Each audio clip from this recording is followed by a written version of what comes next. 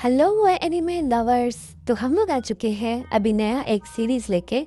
तो इस सीरीज़ का मैं कोई भी स्पॉइलर नहीं दूंगी। जैसे कि आप लोगों को पता है, इस सीरीज़ का नाम है an observation log of my fiancée who calls her villainess. तो इस सीरीज़ के स्टार्टिंग में हमें दिखाया जाता है एक किंगडम के राजकुमार वहाँ पे कुछ फॉर्मूला सीख रहे होते हैं उनके टीचर से।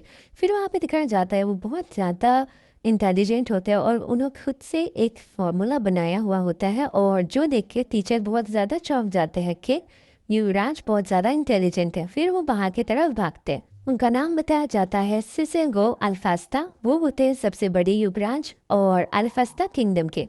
फिर वहाँ पे एक राजकुमारी को दिखाया जाता है जिसका नाम होता है पार्टिया नाचस। यहाँ पे वो अपने आप को एक विलेनिस के रूप में प्रेजेंट करती है। फिर वहाँ पे उसके जो बटलर्स होते हैं उसे कुछ भी समझ में नहीं आता और युवराज इस चीज में थोड़ा सा आते हैं। फिर वहाँ पे युवराज से जो होते हैं वो राजकुमारी बांटिया को बोलते हैं चाय पीने के लिए, और फिर वो अपने बटलर जेनो से वहाँ पे इंट्रोड्यूस कराते हैं। बाटिया वहाँ पे राजकुमारी के जो शब्द होते हैं वो सुन के वो बोलते हैं आप बहुत ज़्यादा परफेक्टली बात करते हैं। 10 साल की उम्र के बच्चे के हिसाब से आप बहुत ज़्यादा परफेक्ट बात करते हो। क्या आपका भी पुनर्जन्म हुआ है? कहते हैं, मगर बटलर वहाँ पे थोड़ा तेरी नज़र से वो बोलता है कि ये बिल्कुल नॉर्मल नहीं है। फिर वहाँ पे बाटिया सब कुछ एक्सप्लेन करती है कि कैसे वो बोलते हैं कि वो पुनर्जन्म हुआ है। उसको सारे फ्यूचर के प्रेडिक्ट्स आते हैं, उसको सब कुछ पता होगा गेम में क्या हुआ होता है। वो सब बताती है कि वो एक विलेनीज होती है और राजकुमार को बड़े होके उनको अपने प्यार हीरोइन मिल जाती है।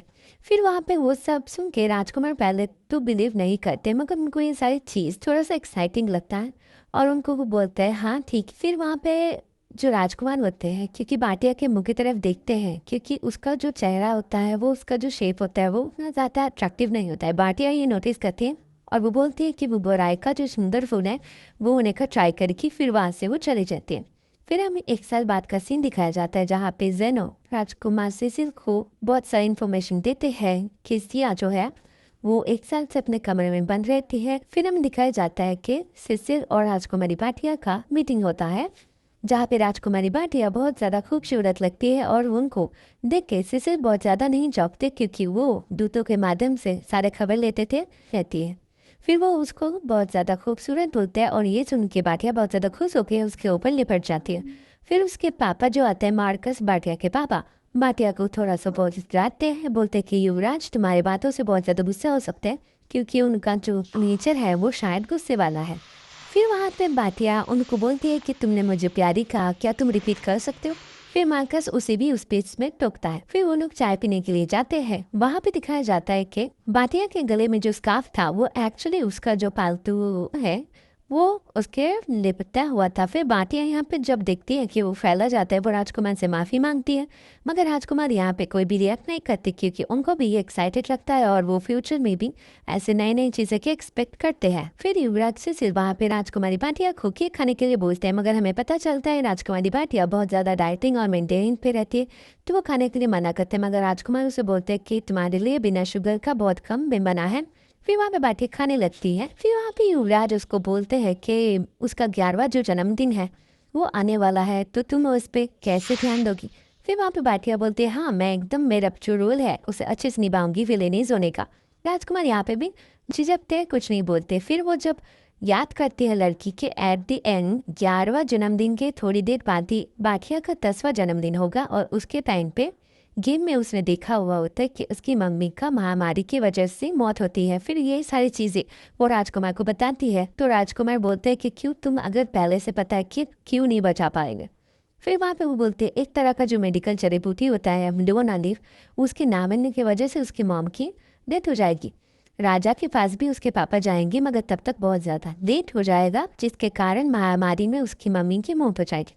ये सब सुन के राजकुमार बोलते हैं कि हम लोग इसे चेंज कर सकते हैं, क्योंकि हमारे पास अभी भी बहुत सारा टाइम है।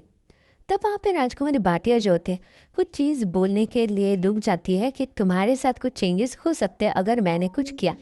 फिर वहाँ पे सीन शिफ्ट होता है, दिखाते हैं राजकुमारी बाटिया उसी टाइम के बाद राजकुमार के साथ मिल रहे हैं, जिस टाइम पे उसके मम्मी की मौत हो जाने के बाद वाली टाइम थी। फिर वहाँ पे राजकुमारी बाटिया बोलती है कि जैसे देखा था मैंने वहाँ पे वैसा कुछ नहीं हुआ, महामारी भी नहीं हुआ, मॉम भी जिंदा है। फिर इस चीज़ से वो थोड़ी बहुत गुस्सा होते हैं।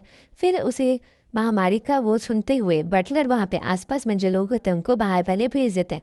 फिर वहाँ पे राजकुमार उसको बाहर लेके चलते हैं सारी चीज़ें बताने के लिए।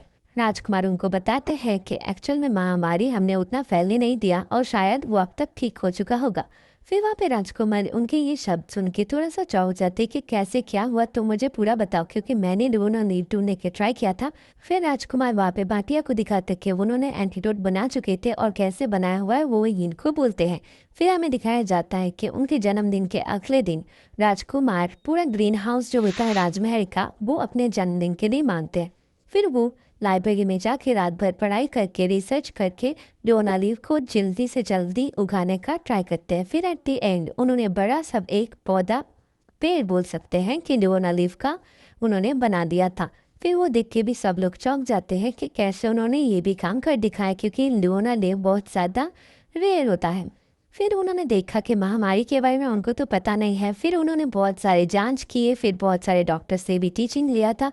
फिर उन्होंने महामारी के बारे में जो भी लक्षण होते हैं वो बाटिया से भी पूछा था। फिर इस सारे चीज़ों के बाद वो उन्होंने रिसर्च के लिए डॉक्टर के साथ बहुत ज़्यादा बातों ही बातों में जाल बुन के महामारी के लिए उनको इशारा कर दिया था। फिर एट द एंड जब महामारी आया उन्होंने एंटीडोट बना के उनके सारे जो महामारी के पेशेंट्स दिखने लगे, तभी उन लोगों को महामारी फैलने से रोक दिया था। और ये सारा कहानी उन्होंने बाटिया को बताया। ये सब सुन के बाटिया वहाँ पे बहुत ज़्यादा खुश होती है कि कैसे ये सब उन्होंने राजकुमार ने उनके लिए किया, और वहाँ पे वो रोने भी लगती है। फिर राजकुमार उनको एक तरह का लव शिप का बेंडन भी गिफ्ट करते हैं और बोलते हैं ये तुम्हारी बर्थडे के लिए तोहफा है, इसका नाम है यूनिवर्सल एंटीडोट।